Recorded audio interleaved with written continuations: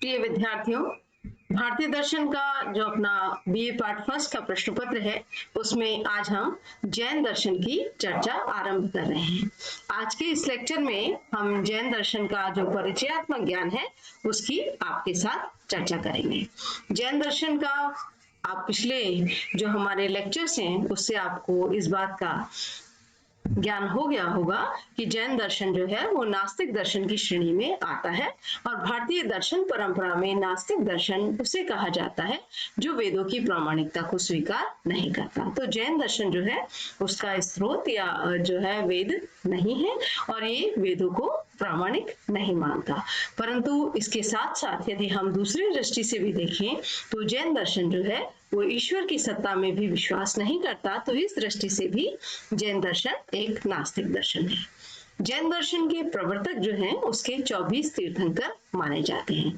जैन दर्शन के जो 24वें तीर्थंकर हैं महावीर स्वामी, उन्हें जैन दर्शन का जो है वो मुख्य उपदेष्टा माना जाता है। पर जो दर्शन की परंपरा है जैन दर्शन की, वो ऋषभ देव जी से आरंभ हुई थी और 23वें तीर्थंकर पार्श्वनाथ जी थे और 24वें तीर्थंकर महावीर स्वामी थे। तो ये तीर्थंकर पुरुष जो हैं ये मुक्त, सिद्ध और सर्वज्ञ पुरुष हैं और इन्होंने अपने आचरण में जो है जैन दर्शन के सिद्धांतों को, उस आचार परंपरा को पूरी तरह से न सिर्फ उतारा बल्कि जो मुक्ति की उपलब्धि है उसको भी हासिल किया। तो इनका जो साहित्य है, उस जैन साहित्य, उनमें इन तीर्थंकरों के जो है उपदेश समाहित है। अब ये जो तीर्थंकर पुरुष हैं इनको जिन भी कहा जाता है। जिन का अभिप्राय है विजेता यानी कॉन्करर, जिसने जीत लिया। अब किसे जीत लिया? राग द्वेष को। जो मनुष्य के दोष हैं, राग द्वेष, जिसके कारण मनुष्य बंधन में रहता है, अज्ञान में रहता है, इस पर जीत हासिल करना या जीत प्राप्त करना। तो ऐसे सिद्ध पुरुष, ऐसे मुक्त पुरुष जो है जिन कहलाते हैं और जिन जो है इस शब्द के आधार पर ही ये जैन दर्शन कहलाता है। जैन दर्शन के सिद्धांतों का जो अभ्यास भारत में किया जाता है उसे हम जैन धर्म के रूप में जानते हैं। जो जैन धर्म के श्रद्धालु हैं वो जैन दर्शन के सिद्धांतों के अनुसार ही अपना आचरण करते हैं और जैन दर्शन की जो मूल सिद्धांत है उनके प्रति श्रद्धा या विश्वास रखते हैं। अब जैन दर्शन के जो परिचय है उसमें हमें ये जानना भी आवश्यक है कि जैन दर्शन का साहित्य, जो मूल साहित्य है, वो प्राकृत भाषा में लिखा गया है। परंतु बाद में, जो भी आज तक भी हम ये देखते हैं कि भारत की एक जीवंत विचार परंपरा भी है और एक धर्म परंपरा भी है। तो जैन दर्शन का जो विकास है वो संस्कृत भाषा में भी बाद में चलकर हुआ। जब अन्य मतांतरों के साथ अपने मत को संरक्षित रखने का और अपनी बातों को, अपने तर्कों को, अपने दार्शनिक सिद्धांतों को सुदृढ़ रखने का जैन आचार्यों ने जो प्रयास किया वो संस्कृत भाषा में भी किया। तो मूल साहित्य प्राकृत भाषा में है, परंतु परवर्ती साहित्य, जो बाद का साहित्य है, वो संस्कृत भाषा में भी पाया जाता है। जैन दर्शन के जो लोकप्रिय रूप हम जैन धर्म के रूप में भारत में एक जीवंत परंपरा के रूप में पाते हैं। वहां इसके दो संप्रदाय बहुत लोकप्रिय हैं, श्वेतांबर और दिगंबर। मूल सिद्धांतों की दृष्टि से दोनों ही संप्रदायों में कोई भेद नहीं है, परंतु आचार विचार की दृष्टि से हम देखें तो दोनों संप्रदाय जो है उनकी एक अलग अलग पहचान है। दिगंबर संप्रदाय को जैन दार्शनिक सिद्धांतों का कट्टरता से या बहुत कठोरता से पालन करने वाले संप्रदाय के रूप में जाना जाता है। वहीं श्वेतांबर संप्रदाय को इस रूप में जाना जाता है कि वहां आचार विचार के नियमों में जो है वो अत्यधिक कठोरता न होकर थोड़ी सी शिथिलता है, पर ऐसा नहीं है। श्रद्धा और दार्शनिक सिद्धांतों की दृष्टि से दोनों ही मत एक ही प्रकार के हैं।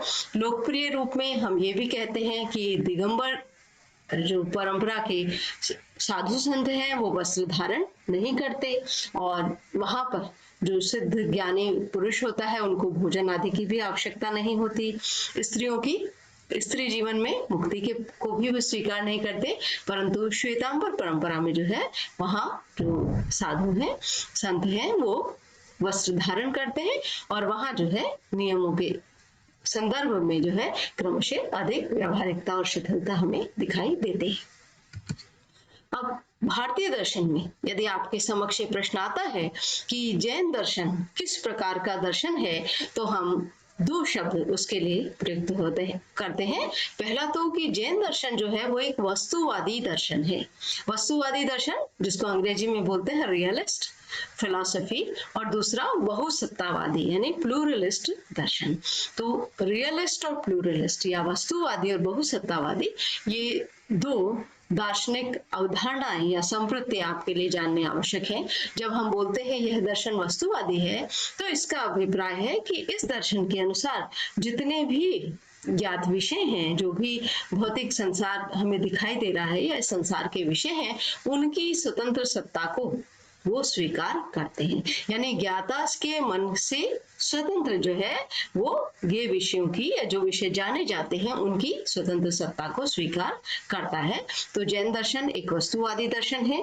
तो जो बाहर जगत है, जगत के विभिन्न विषय हैं, इनकी सत्ता को वो स्वीकार करता है, इस जगत को सत्य मानता है। हम सरल शब्दों में कह सकते हैं कि ये जो जगत, जो भौतिक संसार है, इसको जैन दर्शन जो है वो सत्य मानता है। और दूसरा बहुसत्तावादी यानी बहुसत्ता यानी सत्ताओं की संख्या 2 से ज्यादा है। तो जब आप जैन दर्शन की द्रव्य विचार को पढ़ते हैं, तो वहां पर हम आगे जब पढ़ेंगे तो हम उसके वर्गीकरण को देखेंगे कि वो कई प्रकार के द्रव्यों को स्वीकार करता है। और ये जो द्रव्य है, इनकी जो मुख्य श्रेणी है वो जीव और अजीव द्रव्य की है। यानी जीव द्रव्य और अजीव द्रव्य दोनों बिल्कुल पृथक पृथक श्रेणियां हैं। और अजीव द्रव्य के अंतर्गत हम अनेक जो है अजीव द्रव्यों की बात करते हैं, जो आप वर्गीकरण में पढ़ेंगे। इसी प्रकार जीव जो है उसे भी द्रव्य माना गया है। जैन दर्शन में आत्मा को जीव के नाम से जाना जाता है, और विभिन्न प्रकार के जीव हैं जगत में, परंतु सब जीवों में जो है वो ज्ञान और गुण की दृष्टि से जो है क्रमशः भेद है। अब जैन दर्शन को यदि हम भारतीय परंपरा में कहें कि किस मतलब इसकी मुख्य विशेषता क्या है, तो हम यह भी कह सकते हैं कि जैन दर्शन जो है वो आचरण प्रधान दर्शन है। और आचरण की दृष्टि में भी अहिंसा यहाँ पर परम धर्म, जैसे कि आप जानते हैं कि हमारी परंपरा में धर्म का मतलब है कर्तव्य, तो मनुष्य का सर्वोच्च कर्तव्य क्या है? अहिंसा। तो जैन दर्शन और जैन परंपरा और जैन धर्म भी हमें देखते हैं वहां पर अहिंसा सर्वोपरि मूल्य है।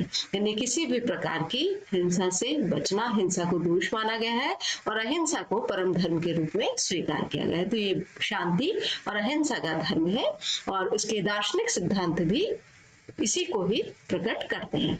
और दो मुख्य सिद्धांत हैं, अनेकांतवाद और स्यादवाद। ये दो जो है जैन दार्शनिक सिद्धांत हैं। आपको ये नाम जो है याद करना आवश्यक है, और आप देखेंगे कि जीवन जीने की दृष्टि से बड़े ही सुंदर सिद्धांत हैं, जो अहिंसा को, प्रेम को, शांति को और सहिष्णुता को बढ़ाने वाले हैं। अब पहला है अनेकांतवाद का सिद्धांत। तो ये वस्तु और सत्ता के संबंध में, जब हम किसी चीज को जानते हैं, किसी वस्तु या सत्ता को जानते हैं, तो उसके बहुत सारे पक्ष होते हैं, उसमें बहुत सारे गुण होते हैं। कुछ गुण स्थायी होते हैं, कुछ परिवर्तनशील होते हैं। तो जो एक वस्तु होती है वो अनेक धर्मों वाली होती है। तो इस तरह से जैन दर्शन ये मानता है कि जो विषय है, वस्तु है या सत्ता है, वहां पर अनेक धर्म होते हैं। अब मनुष्य क्या सब धर्मों को जान सकता है? तो यहाँ पर जैन दर्शन में जो है बड़ा ही इसके समकक्ष एक ज्ञान मीमांसा सिद्धांत है स्यादवाद। मनुष्य जो भी जानता है, वस्तु को या किसी विषय को जब जानता है, तो उसका ज्ञान देश काल सापेक्ष होता है। तो हमारा कोई भी ज्ञान इस जगत में, जब तक हम सिद्ध पुरुष नहीं है, सापेक्ष होता है, किसी देश काल परिस्थिति के सापेक्ष होता है। तो प्रत्येक जो निर्णय है, हम जब अपने ज्ञान को प्रकट करते हैं, प्रस्तुत करते हैं, तो हम निर्णय के रूप में करते हैं, तो हम उसके आगे स्यात् शब्द का प्रयोग करते हैं, यानी अपने उस निर्णय की सापेक्षता को, सीमितता को जो है उसके साथ प्रकट करते हैं। तो इससे क्या है, विचारों की लड़ाई भी नहीं होती कि मेरा मत ही पूर्ण सत्य है। तो व्यवहार की दृष्टि से भी जैन दर्शन हम ये देखते हैं एक अहिंसावादी सिद्धांत है।